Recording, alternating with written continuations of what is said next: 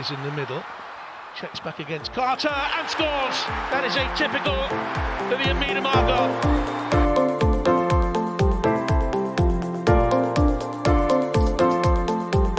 Quickly gets it back again. Oh, what a goal!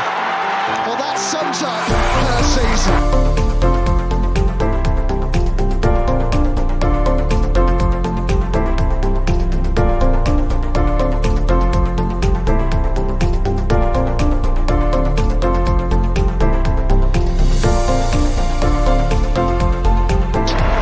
The Gunners are WSL champions.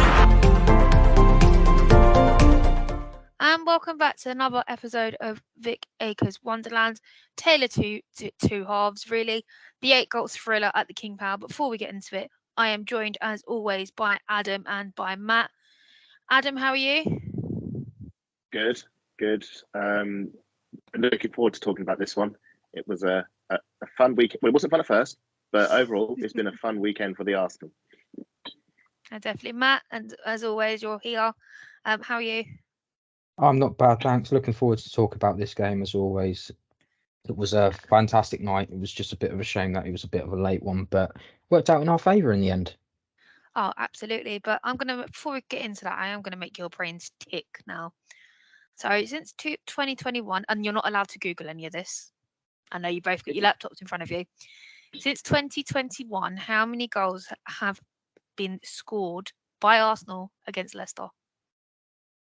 Is that the last including 5 games? WSL. I'm going to WSL. say 20. Yeah, it is spot on 20 because the aggregate score before the match was 14-0 and now that's 20 to 2. Yeah. Okay. Tell me who the three highest goal scorers are then. I'm going to go Frida. Mm. Who else has been on the score sheet?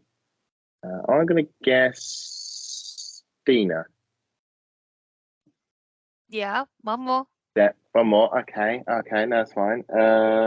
Should we let Matt have a stab at this? Otherwise, you're going to get. Go on, Matt. You can have one. I'll give you one. Go on. Well. So at the back moment, to we've these got games. Freedom Liata Morning with 4, and Stina Blackstenius with 2. There's someone in the middle. Steph scored Olympico. She didn't score this time around. So just trying to rattle off the people that aren't going to be there. I would probably say Viv. Yeah. Yeah, that's I was gonna. Yeah, Viv's had 3. Who else? Lastly but not least, how many different goal scorers have we had across those 20 goals? That's a stonker. Bearing in mind, there's 2 people that are no longer with us. And there's Simone Goals in there as well, probably. Well, there was one that was debated. I thought it was an own goal. That's also sounded very morbid. Well, they're Arsenal players. I'm not looking at own goals. They're Arsenal players. We always make it so complicated. I'm going to let Matt take a stab at this first. Yeah, you go first, Matt. I'm going to see if I can. So, if you got a top 3, you probably got. I would probably say 8 players on that list. Bit higher. 10. Bit higher. 12. Yep. So you got Frida Liardson Mornham, Vivian Miedemar, Stina Blackstenius, Jordan Nobbs, Tobin Heath, Beth Mead, Caitlin Ford, Steph Catley, Chloe Lacasse, Alessia Russo, Victoria Pilova, and Lena Hurtig, all adding their names. Well, the last 4 I did their names on Sunday. The latest news are in and around Arsenal. Jodie Taylor has returned to Arsenal, but in the role of a football services executive. So massive congratulations to her. Nice to have her back. Anita Asante and Ellen White have been inducted into the Hall of Fame. Adam, feelings on that? Legends, rightly taking their place within the Hall of Fame. So it's good to see that happening. I'm really liking this Hall of Fame initiative that the WSL started, because for a lot of fans, these names, they're merely names of people who do the analysis on TV. They maybe don't appreciate just what great players they were, or if they have only just come in, only seen the tail end of the career. Some of us, obviously, you're Lottie, were late, obviously, to the game. So I've seen some of the earlier stuff. I was fortunate enough to see some of the older Lioness stuff, and it's great to see that they're getting the appreciation now for what they did when the cameras weren't necessarily looking at them. I'm still waiting for Alex Scott to have her name added to that pantheon of greats. And I think Emma Hayes on there as well. So surely Vic Akers can't be too far away as an inclusion. Although maybe that won't count because it's obviously maybe it's just women's only. But certainly Alex Scott should be on there at some point. So hopefully in the next round, whenever they do the next vote, she gets added to the Hall of Fame. We've officially sold out Stamford Bridge. Oh no, sorry, I meant 45,000 tickets for Arsenal v Chelsea at the Emirates Stadium, which is the whole of the lower tier and part of upstairs. We've still got just under a month to the game. Really exciting stuff. But let's get on to what we're really here for, and that is the Leicester away up at King Power Stadium. So we had a lineup of Zinsberger, Katie McCabe, Amanda Illistead, Lotte Wilburn-Moy, Steph Catley, Victoria Pelova, Kyra Cooney-Cross, Chloe Lacasse, Frida Leonardson-Mornham, Caitlin Ford, and Russo. Matt, what was your thoughts on all the changes that were made from Thursday night? That the graphics people need to stop doing it by numbers because it's getting really annoying trying to play. It's almost like you're playing Guess Who, like who's playing where. So if you've got the board and then it's stressful. It's just like the amount of times I've had to. It's a game, Matt. It's a game for some people, but it's just like you want to... Anyway, that's enough moaning on that. It's because it's going to go on all night if we do that. But I think it was one of those ones that was a bit questionable. We didn't know what was happening originally. We did, going back to the graphics, we originally thought that Leah Volti was on the bench, but it was a youngster on. Look at my notes. Vivian Leah. Yeah. The combination of Miedemar and Velti to form Vivian Leah, which is a bit ironic considering she's a striker as well. Well, she was put down in the. Actually, she was registered for the Champions League as well in the B list. So there was an option to see how she did. Obviously, she just came in for the experience, which is great to see. Obviously, Leicester going back. Michelle Agman played a part last season. You also had Leah Harbert and Katie Reid on the bench last season as well. So this fixture does seem to provide an opportunity for the youngsters to see how they can do and how they cope with coming into a WSL fixture, whether or not they're playing or maybe they're just on the bench. It's an opportunity for them to just get some feet on the ground really and just sort of get that experience, get to know the tempo a little bit more. And just on I think it was one of those games where I look at and go, there was no Kim Little, there was no Leah Volti. Is this going to be one of those games where you look at and go, is that a risk that we're going to need to do? Or was it a calculated risk where both Leah and Kim needed a little bit of rest? Kim's been going on for quite a while, even with international breaks. So it would have been quite nice to see her have that full week's rest and recovery and everything so that she's all ready to go for, fingers crossed, at Brighton and touching wood. Also heard that Viv had a little bit of was a bit iffy, like she might have pulled something, but which is why she didn't come on in the end. You've literally just stole my thunder. But anyway, Kyra Cooney-Cross got her first WSL start. Yeah. Adam, did she definitely earn it from that Conti Cup and her 85 minutes from what we saw at Meadow Park? Yes, absolutely. I mean, we were both there for that one, and I was really impressed with what I was seeing in the midfield. It's the first time I've seen her play at all. The Sunday's game was the first time I actually was able to properly watch her on TV, and really impressed in the Bristol game. But I was surprised that she was brought into the first team sort of so soon. Jonas revealed pre-match that she'd been ill, she'd had injuries, and that's why it's been a while since we've seen her play. And sort of based on the time that she played against Bristol, I sort of got the feeling that she may not be able to fully match fitness. I think she came with a cramp at the end. What I felt is we've made such a big thing about we've invested so much in this team, we've got this depth, we've got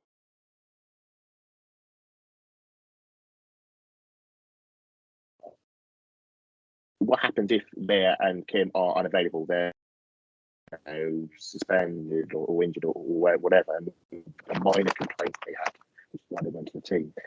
And this was the perfect opportunity to see, right, okay, crisis mode, we've lost Kim and Leah.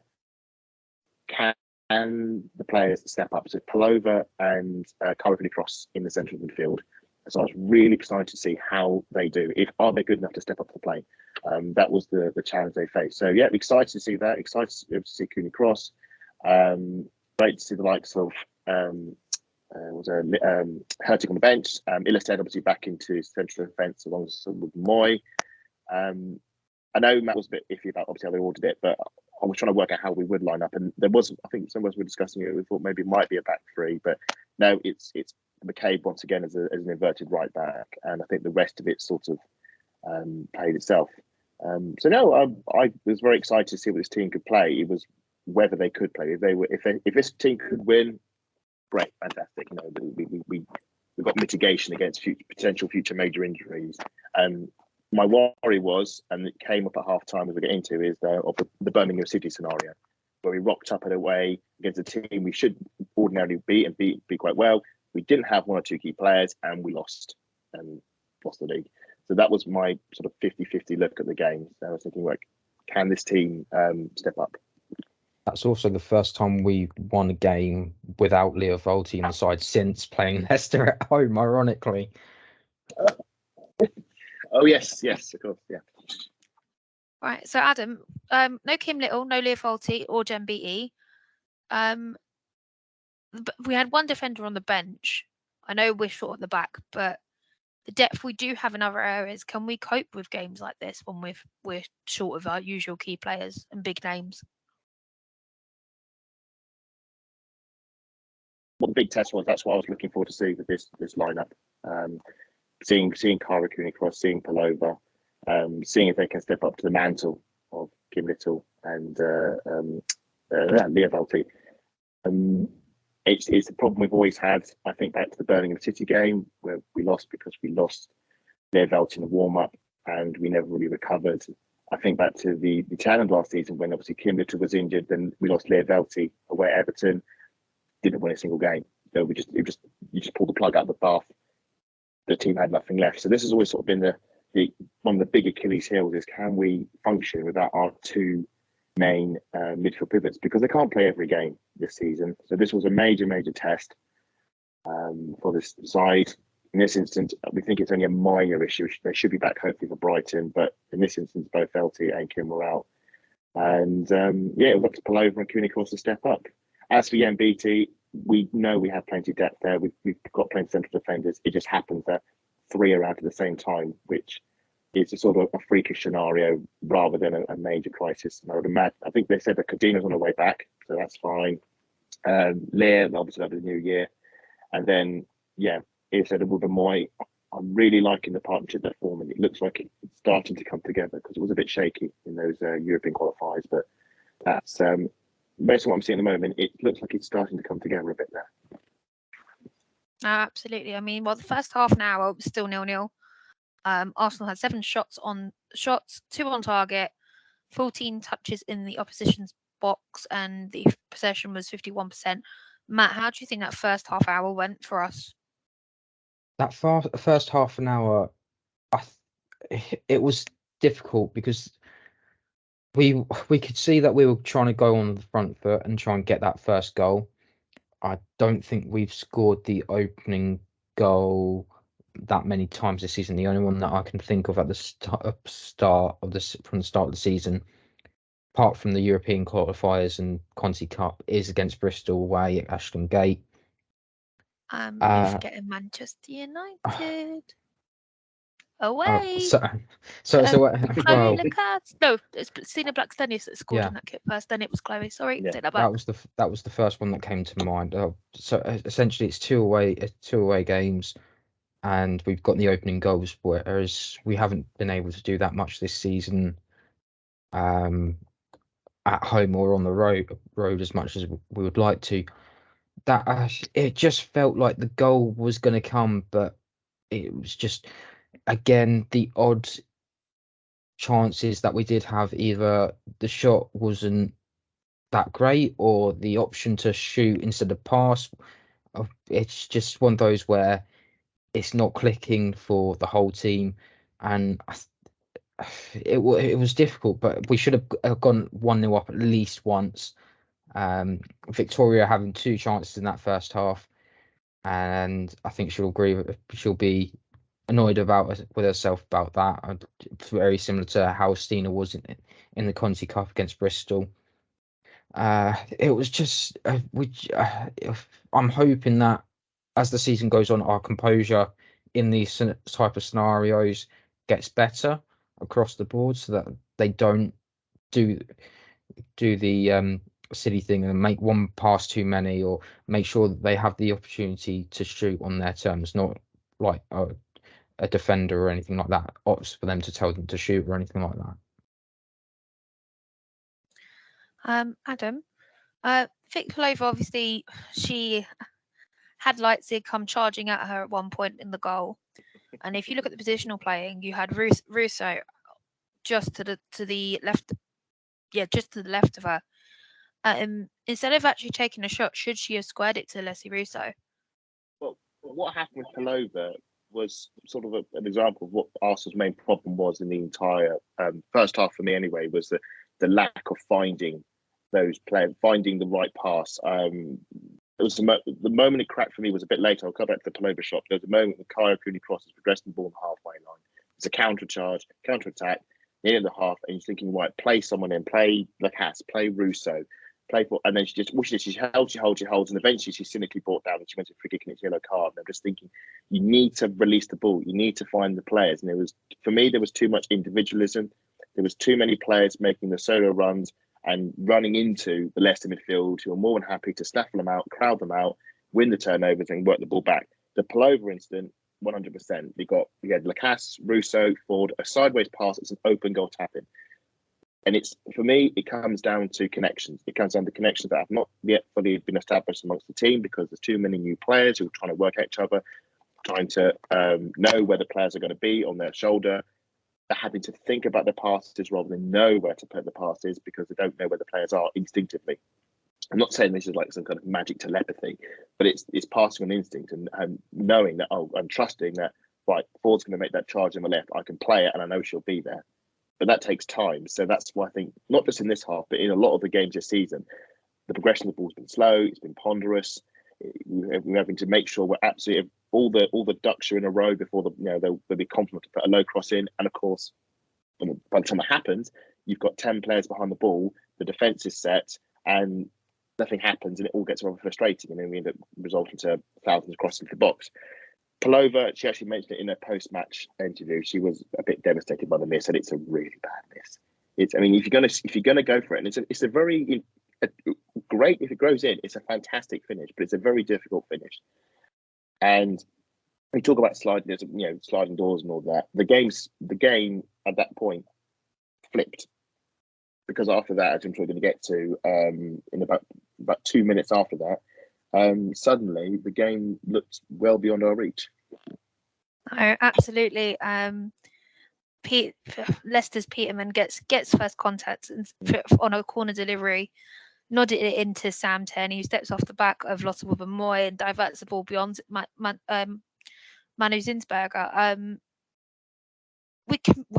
For me, we completely switched off. For Sam Turney just to escape Lotte like that, it's a little bit of a mistake of not marking your person. Matt, would you agree we switched off by leaving Peterman unmarked? Yeah, I would. And I think it wasn't just Lotte that switched off. It was almost like the whole team switched off. I actually, watching the game back, not back, at first thought, Caitlin Ford's running with Sam Tierney. Why does she stop and then just sort of tries to hand her off? If you're going to marks only, it doesn't make sense to do that and then not communicate. Look, there's a player at the back post. I'm sure Lotte was actually on the back post, so she wouldn't actually be aware she was on the line. So she wasn't aware who was actually there with her, because she's focusing on the ball. She's not able to have a quick glance because that ball is coming in, I'll probably say let's say 40 to 50, maybe even over that miles per hour, there's not enough time to react because you've got about 5 seconds, less than 0.5 of a second to make a decision to try and jump for that. And by then it's already in the back of the net. Again, I've talked about the cohesion, the communication, and it takes a little bit of time, but it's still causing us problems, and we're going to continue to have these problems leading up towards Christmas. I think firmly when we get back in January, these issues will be ironed out a little bit more, but we need to stop conceding silly goals first, because we know we've got the attacking outlet. We've seen it in this game towards the end, but we need to be defensively solid. And at this moment in time, we're not defensively solid. There's always 2 or 3 mistakes, and teams are going to always look back to the start of the season. Most of the goals that we have conceded are from players coming in, making that late run into the box, and it needs to stop. The goal, I mean, it's really bad that we don't. What frustrated me was we never contested the ball aerially. Nobody jumped off the ground. So you said they had 2. The first header, Peterman Russo is the player marking her. She loses Russo far too easily. Just a bit of clever movement to one way, switch the other way. Russo, her feet are set in concrete. It's a free header, and then Tierney say nods it in. Lottie's having to come off her line. By that time, it's too late. It was set pieces. You can control the defensive shape, and if it's a wonder ball and a wonder header, fair enough. But it just looked like, you say, it's switched off. It looks so poor. Very slow, very sluggish to react, too easily losing their markers. And fair play to Leicester, because I say on the balance, they deserve to have the lead. The way they were playing, the way they were pressing, the way they were containing Arsenal win their own half, denying them the passes at the back, getting the turn. The corner come from Amanda losing the ball, trying to play out. It's a poor ball, gets turned over. She has to concede the corner to save the situation, and they score from it. And you go, yeah, fair play, because we weren't at the races as we should have been. Just before that, Adam, sorry, Lottie, there was a really nice piece of defending from Lotta as well, because she actually Well, I was going to mention that on the second goal. I was going to mention the second goal because it's near identical. That was an excellent slide tackle, and by the way she celebrated, you'd have thought she'd have scored another goal again. That's how much the team were enjoying it. But it was, again, another switch off, and it was. Sorry, Yeah, Lotta. Let's talk about the second goal. And they're back to calling me Lotta again. Less than 2 minutes later, after the opener, Hannah Kane has sent the ball across the face of the goal, straight over to Janice Kamen, just to tap it home ahead of Steph Catley. I mean, I don't know about you boys, but I was really irritated at this point, because as we in the last, since 2021, they've never scored against us ever, and now they've got 2. I mean, Adam, what are your thoughts? This I was starting to have a bit of kittens here, having a bit of palpitations. I mean, this was 2 minutes after the Tierney goal, and somehow we'd actually had a shot of our own in between. I think it was Frida. And again, I spoke about the Palova moment. Frida has the options, the better options to play the passes, but she takes a punt from the edge of the box, and it's too easy. It's straight at the keeper, and then literally goes straight up the other end. Matt was mentioning the Lottie tackle earlier. It's an action replay. It's the exact same situation. It's the low cross from the left. This time they get the delivery is brilliant. It's a curved cross, bypasses Lotte right onto the toe of Cayman, and she just has to slide in and take. And the game, is now 2-0 to Leicester. Now, this game had a bit more weight because of a certain team from Manchester blowing it against Brighton early in the day. And Leicester and Liverpool and Spurs drawing, you're thinking, right, this is the moment where we could get a big win here, we can go up the table, and suddenly you're looking at a 2-0 deficit. And I mentioned the Birmingham game before. This felt like an action replay of the Birmingham game. I'm looking at the midfield, I'm looking at the likes of Kyra and Palova. I'm seeing Kyra getting, I'd say, out-muscled in the midfield. There was a moment when she tried to progress the ball, and the Leicester players are harassing her and essentially sort of forcing her back towards her own goal. I don't want Kyra running towards my own goal. I want her running at the Leicester defence. But they seem to have our number. The way they'd set up Willie Kirk, who's done great stuff with Leicester this season, got them nicely organised, were operating in a shape that they were pressing high, denying us the ability to play out. And we just looked a bit, the double goal off, we just looked a bit clueless. It was really strange to watch. and a bit worrying as well. And I want to shout out, say the Leicester in the first half, the Leicester fans were making a great noise. They've got their own drum as well, and it came across really well on the TV.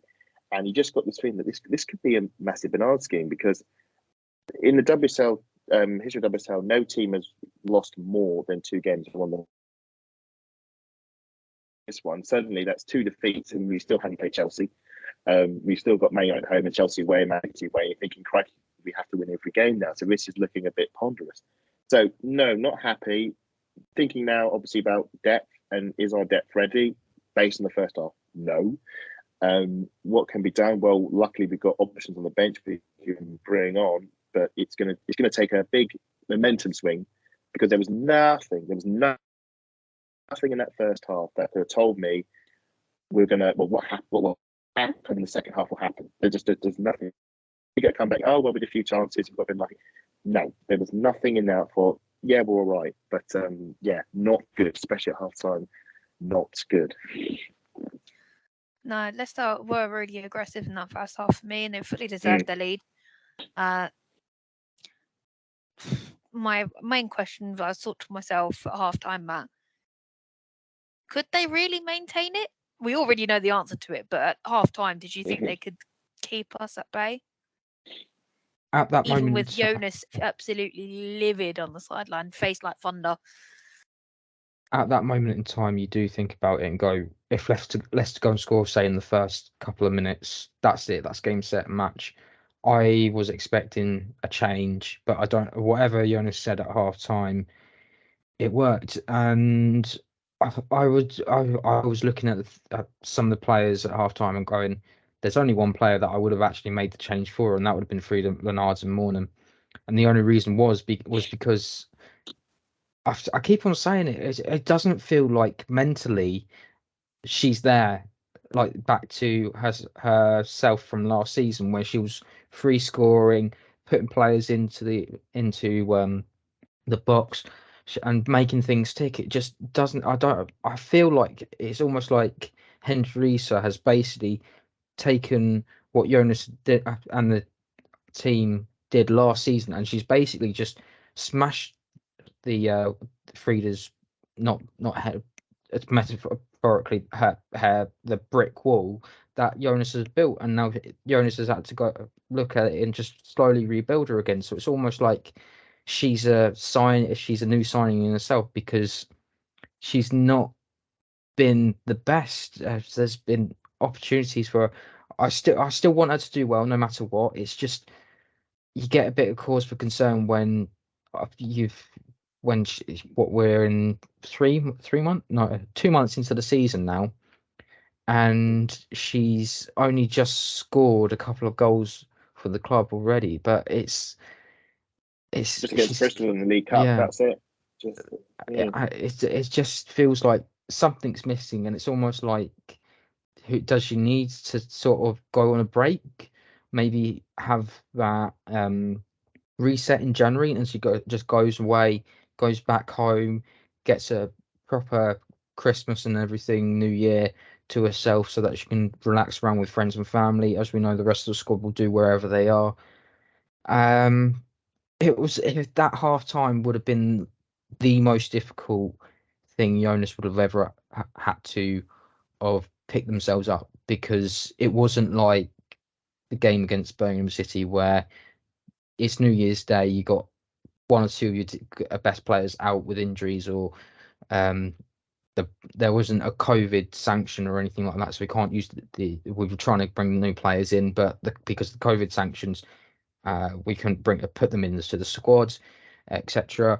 It was one of those games where you just look at and go, Leicester tactically got it right in the first half, and then Jonas really must have been looking at the analysis, seeing where Leicester were pressing, and then he said to set those instructions to break how they were pressing, because at times it just felt it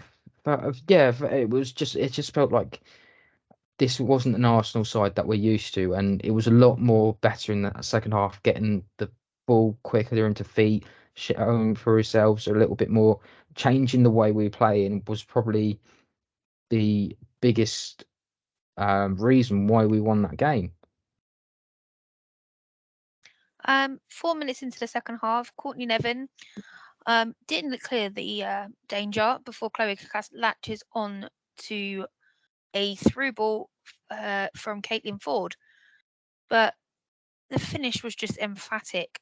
Was this the lifeline we needed, Adam? I mean, it's a brilliant time to score.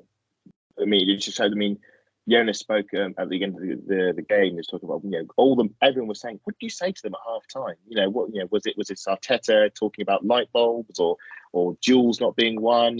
Was it the old Mike Bassett, throwing drinks boxes at players and talking about it? Apparently, no, there was no Hollywood speech, there was no antics. It was just reiterating sort of the game plan. He said we didn't actually change our game plan. It was just playing it better.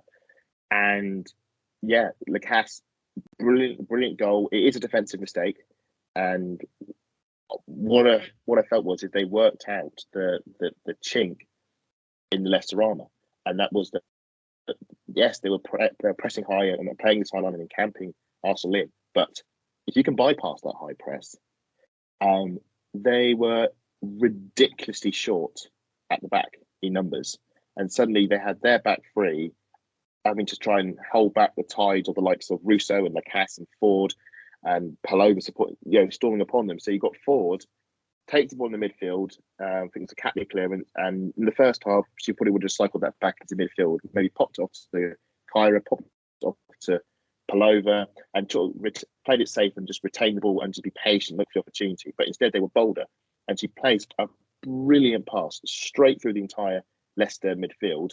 And then suddenly you've got Lacasse chasing down Nevin into the box. And while Nevin does win the race, she isn't aware that Lacasse has snuck up on her.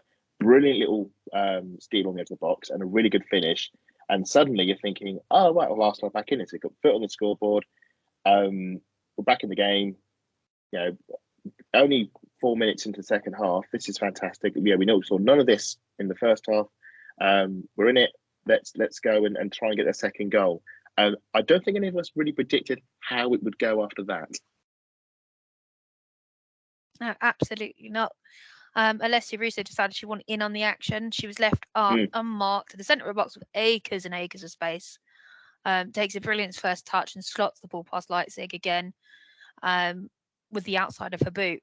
Matt, is Leicester still Alessia Russo's favourite club to score against, even though she's in an Arsenal shirt now? You kind of do. The stats basically are every time she's played against Leicester, she's scored. It almost is. There's always one club, if you're a forward, that you look forward to, and you always end up scoring against. And it's just is it a one bit of like those. Caitlin Ford and Tottenham Hotspur?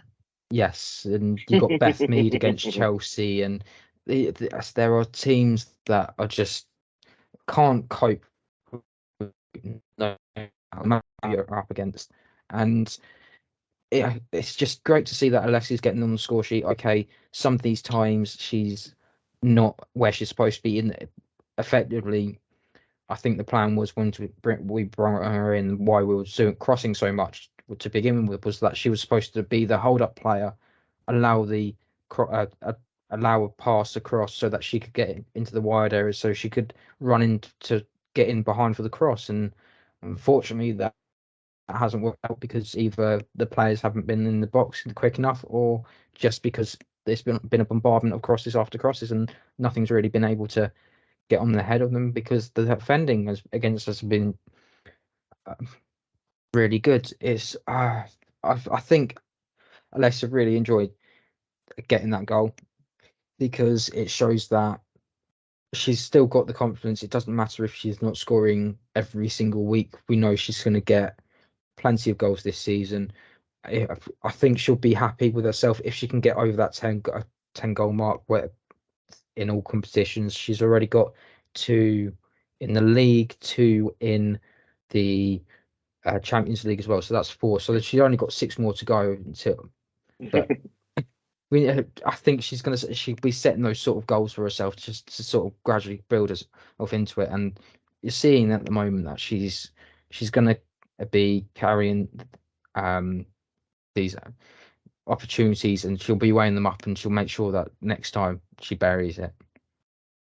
Oh no, absolutely. I mean, the next one she was instrumental to. She's drove the ball down the right and finds Caitlin Ford, who's on the move centrally, and then finishes it. It's just it's supreme for me. And I know Matt's not her biggest fan, but the precision left Leicester absolutely powerless as the ball was scooped up beyond Leipzig and into the far corner of the net. Adam, we stole the lead. Is this a glimpse of a more ruthless / clinical Arsenal we could perhaps see when everything gels together? Oh, I think this whole second half is a window into what Arsenal could be. That's what I found really exciting, and we've still got more to pick apart. This is the fantastic thing. I just want to quickly shout on the second goal. I did another piece of another shameless plug. I'm doing the piece of Sporting Her, and I watched back players, defensive Leicester players on one side of the pitch. They've all moved over to one side of the pitch, and you've got Russo and Lacasse on their own against one defender. The defending is it's horrific, and this is no better because Leicester, you're 2-2. You've lost the lead in a blink of about 3 minutes. I think it was. The lead's gone. Okay, bad luck. Arsenal turned up. Get your defensive shape right. Batten down the hatches because Arsenal are rampant at the moment. You've got to ride out the storm. You've got to frustrate them. But no, what we did is we're going to try and chase the win. We're going to try and chase it. And it was mind-boggling that neither Leicester nor Willie Kirk thought we need to change our defensive setup here. And so they threw all the players forward chasing a lead, and the counter-attack was a thing of beauty. The pass from Lacasse to Russo, the first time cross to whip it onto Ford. I spoke earlier about sort of the hesitation in the midfield and not making the passes. If that had been the first half, Russo probably traps the ball, pauses, looks around, sees where our options are. Oh, nobody. Okay, I'll pass it back up the wing and then wait for the reinforcement to come, by which time Leicester got the defenders back and the chance is gone. This time, no, first time, I'm going to whip it straight into the box. Brilliant delivery, and Ford, it's a majestic finish. Over Leipzig, into the top corner, and it was in no time at all. I think it was 58 minutes, I think that was on. So that's 9 minutes after Lacasse's goal, suddenly we're 3-2 up.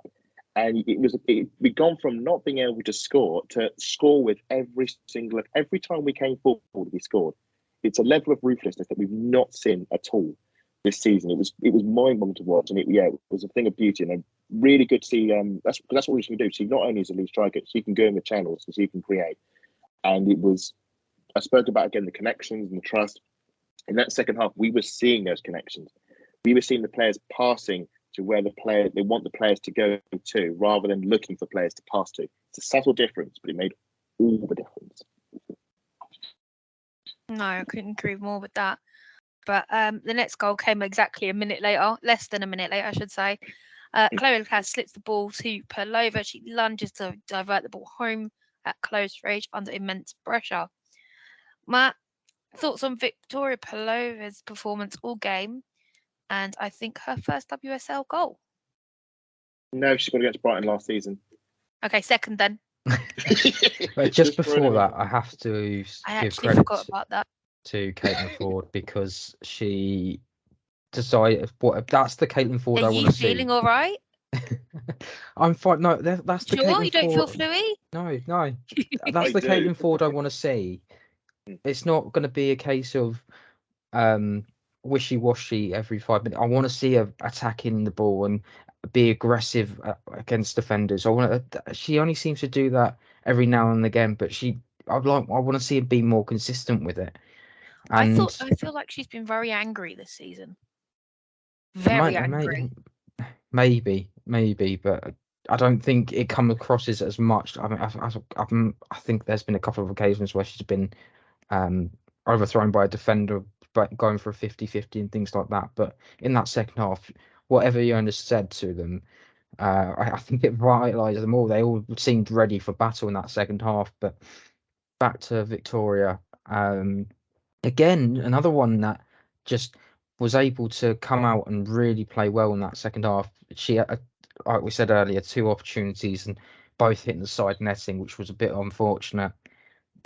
She would have felt that she needed a goal, and I think she was just glad to be in the right place at the right time, even if she had to go along the ground and slide in just to make sure that she got a touch on it to go in. But it as if the team were needed that first couple of minutes before they eventually went, right, okay, now we need to kick on. Let's see how many we can get now. Get that goal difference up. We're not going to be a team that's winning these sort of games 3-2 or 3-1, whatever. Just get that goal difference up, because at the end of the season, that could be the difference between a Champions League spot, a WSL title. It could be the difference between anything in between, really.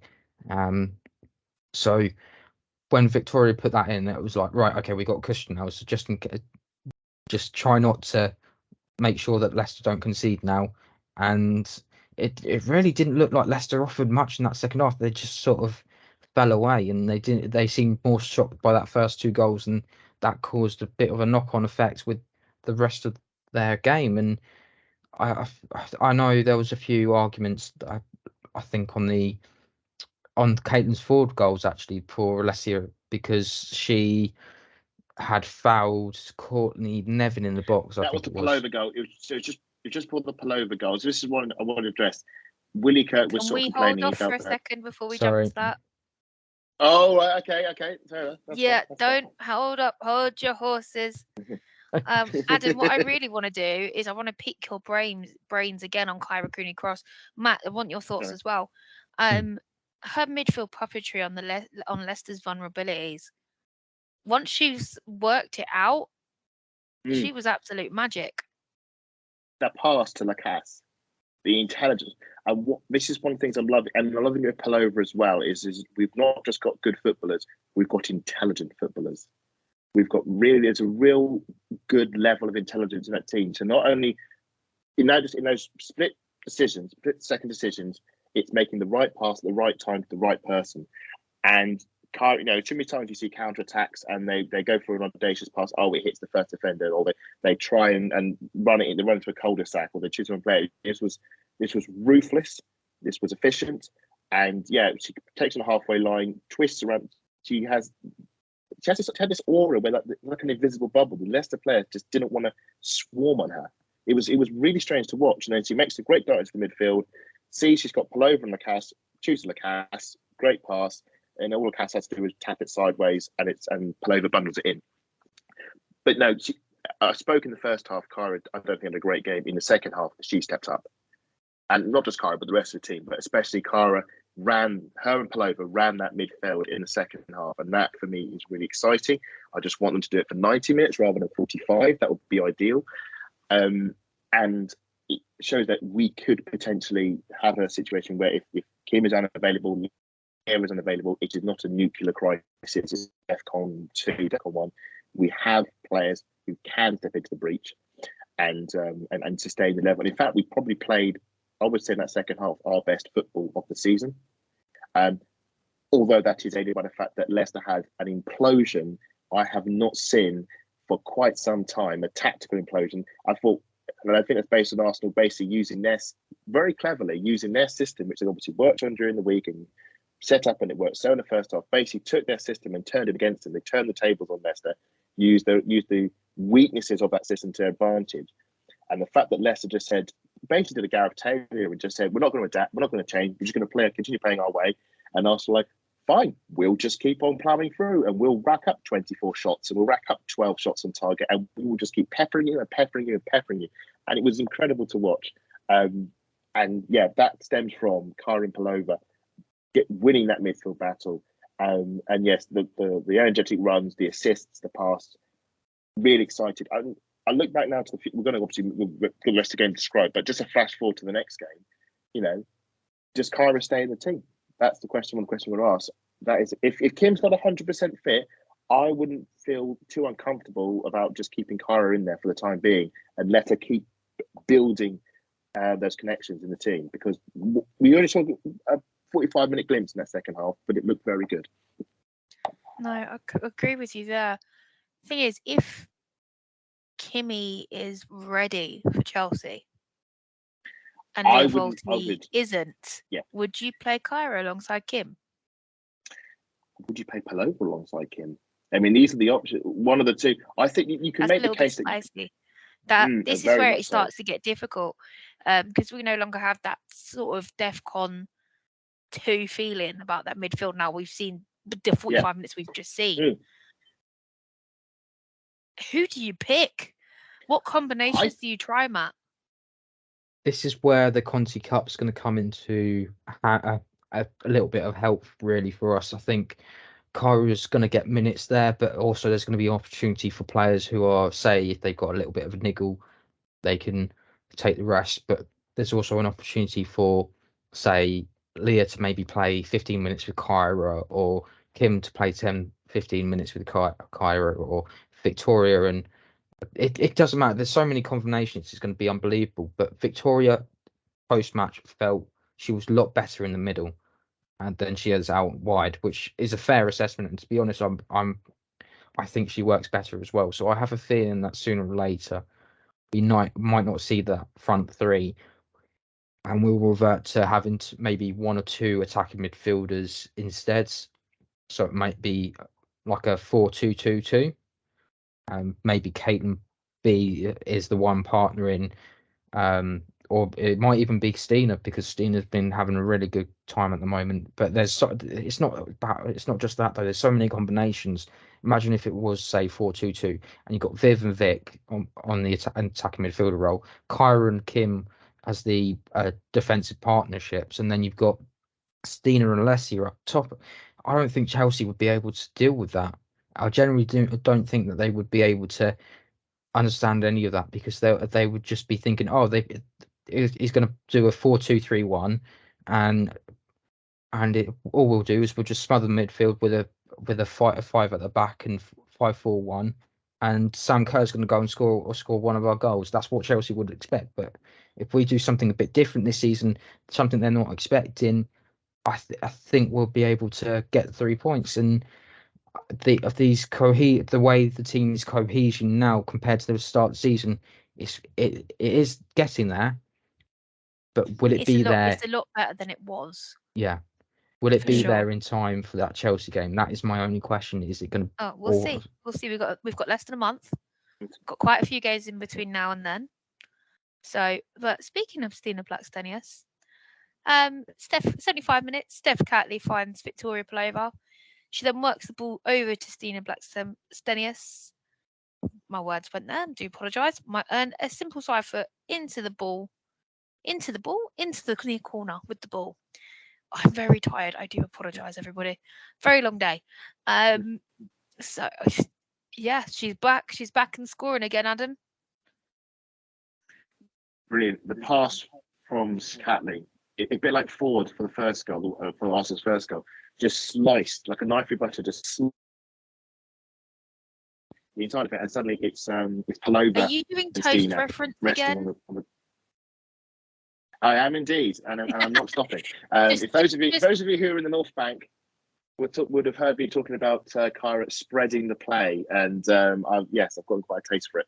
So yes, brilliant pass, just straight for the midfield, straight for the defence. Obviously, the Leicester shape has collapsed pretty much at this point. Morally shocked. 4 goals in 12 minutes will do that to a team. It's a brilliant pick. Palova, again, right choice, right option, caps it to Stina. What I loved about this finish is that when you get 1v1, the temptation is I'm going to blast it or lever it. There is no pace on the finish. It's all about the placement, and it's so delicate, and it's close up to the keeper that she can't move in time to sort of react to it. It's a very clever finish. I think that's the work that Kelly Smith's doing on the training ground with the forwards. Really something on 4 here. I think that's Stina's. I want to say it's her 4th goal of the season, if you include the Conti Cup as well.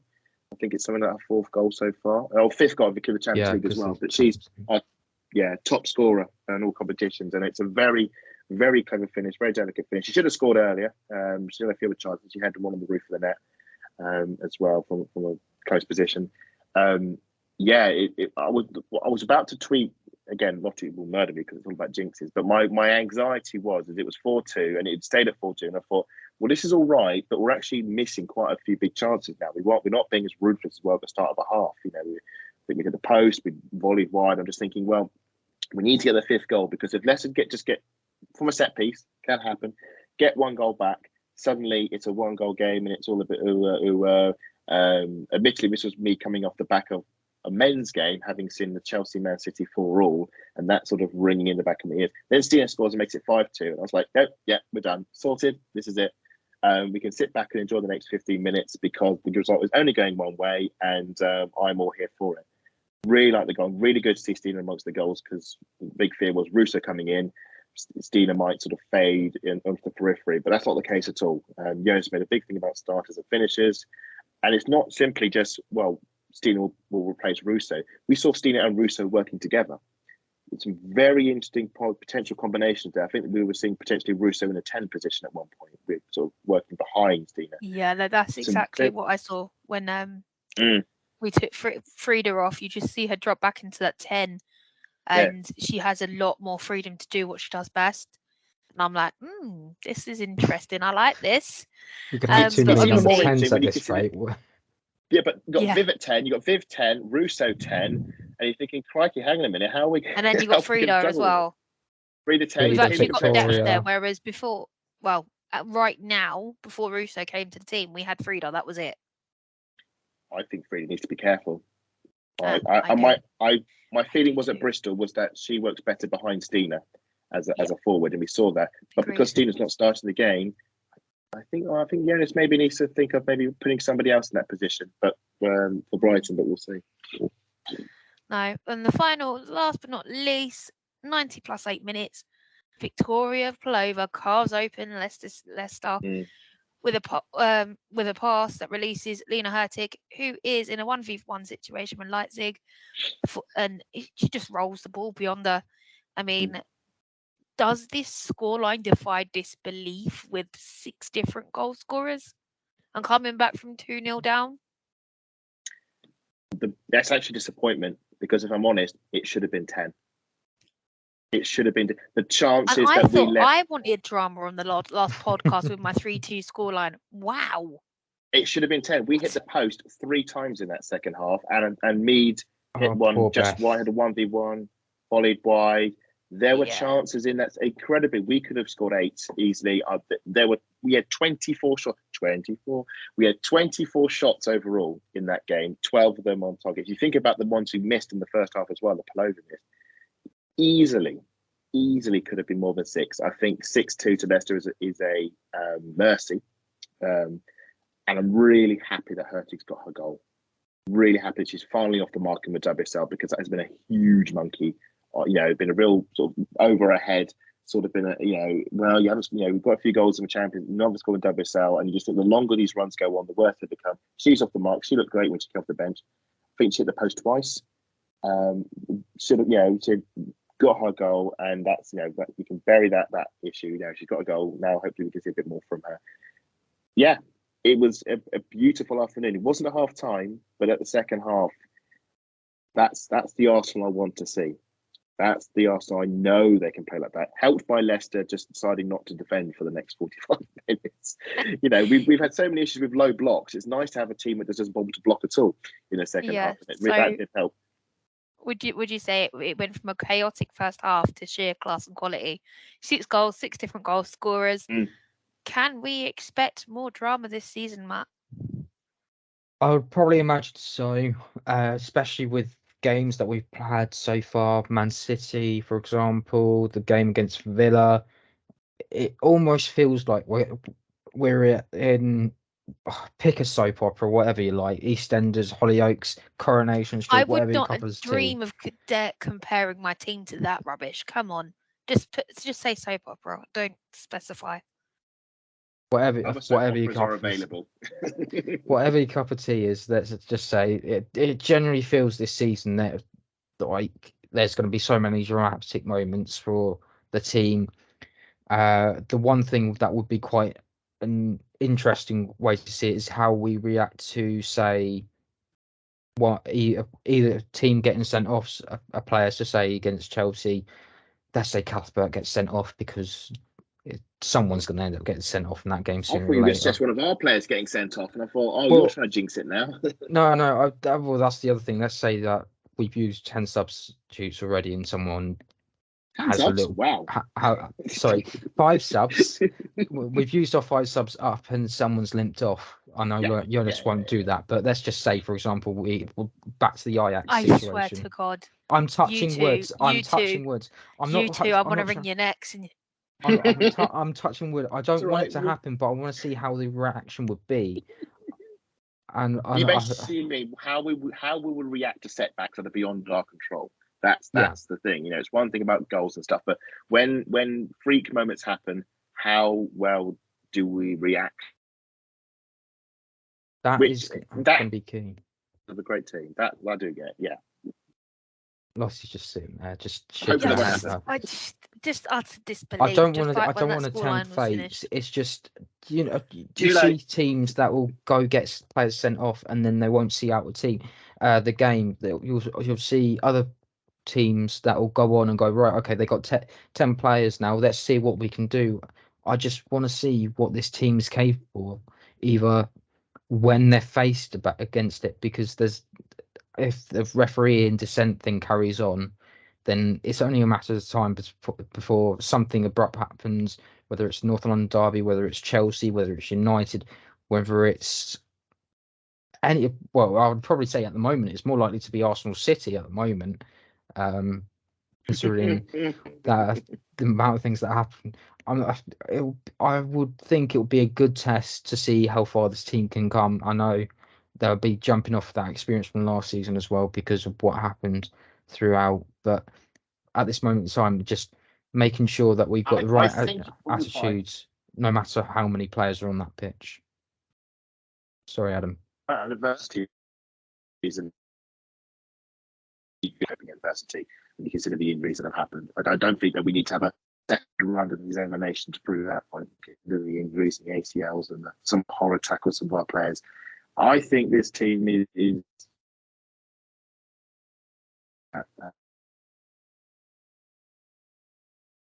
doubt that.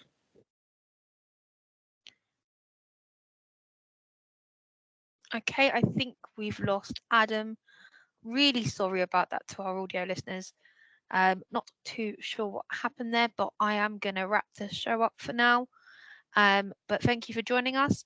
The next couple of pods, I will not be around, unfortunately, but don't fear not, Matt and Adam will still be here with your Brighton preview and your Southampton preview.